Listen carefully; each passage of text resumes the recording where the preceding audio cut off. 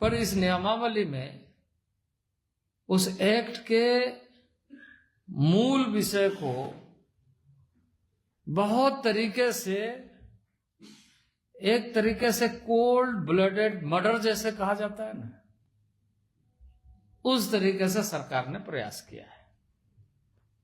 नदी इतनी चौड़ी है, उसको नाप करके बताना कि ये नदी है, ये एक हो सकता है कि यह नदी इतनी चौड़ी है, पर इसका उद्गम स्थल यदि नहीं है तो फिर वो नदी नहीं है। जैसे रांची से स्वर्ण रेखा निकलती है, अब यदि स्वर्ण रेखा को आप सिल्ली में नापिएगा तो उसका चौड़ीकरण आप नाप सकते हैं। देखिए, पेसा एक्ट को लेकर विपक्ष पहले ही हमलावर है राज्य सरकार पर। जैसे ही अधिसूचना जारी हुई तो पहले नेता प्रतिपक्ष बाबूलाल मरांडी, उसके बाद चंपाई सोरेन, उन्होंने जमकर निशाना साधा हेमंत सरकार पर।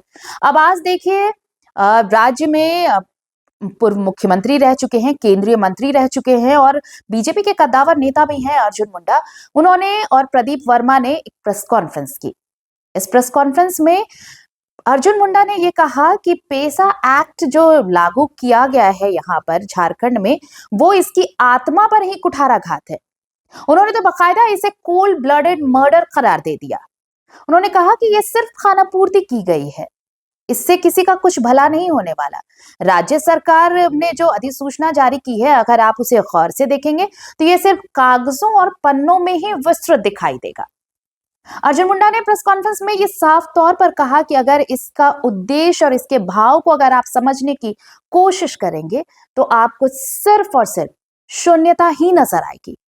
और आपको भी पता है कि अर्जुन मुंडा बहुत सधे हुए नेता रहे हैं, बिना तथ्यों के और बिना किसी लाम लपेट के बातों को कहना उनकी आदत रही है। तो ऐसे में जब उन्होंने ये बात कही है और जब विरोध हो रहा है, आज आदिवासी संगठनों ने भी बाकायदा प्रेस कॉन्फ्रेंस की जिसे लेकर उन्होंने भी यही कहा है कि ये सिर्फ कागजी खाना पूर्ति है, ज्यादा कुछ तो बदला नहीं है।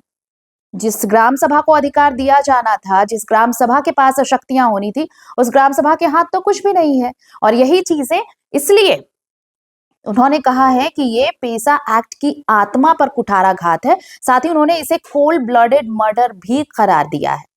सुनिए अर्जुन मुंडा को क्या कुछ कह रहे हैं पेसा को लेकर। क्योंकि ये जो रूल अभी हम लोगों के सामने में पृष्ठ के आधार पर तो आपको बहुत सारी बातें दिखेगी, लेकिन भाव के आधार पर शून्यता की ओर जाएगी।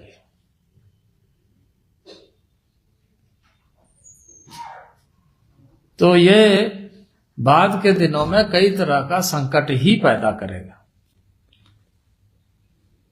एक तो देर से बनी है और देर से बनने के बाद भी ये दुरुस्त नहीं है।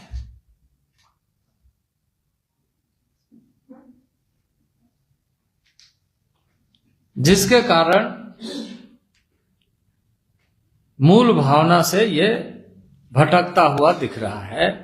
और मैं देर होने का कारण इसी को मानता हूं कि बड़ा दिमाग लगाया गया है कि ऐसे चीजों में कैसे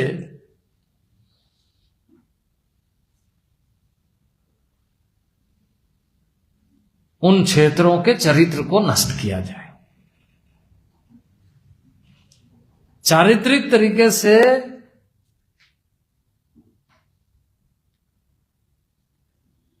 चारित्रिक गुणों के आधार पर ही जनजातीय का, आदिवासियों का पहचान होता है। वो चारित्रिक गुणों पर प्रहार करने की कोशिश हो रही है। शेड्यूल्ड एरिया में 5वीं अनुसूची क्षेत्र में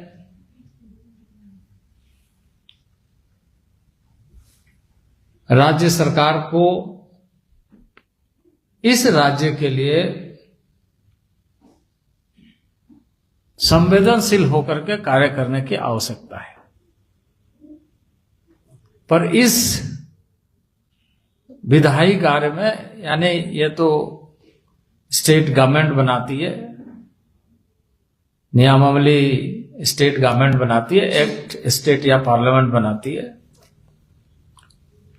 तो इस कार्य को इस समय यदि मैं देख कर कहूं तो सरकार संवेदन विहीन है, संवेदनशील जनजातियों के प्रति संवेदनशील नहीं है, आदिवासियों के प्रति संवेदनशील नहीं है।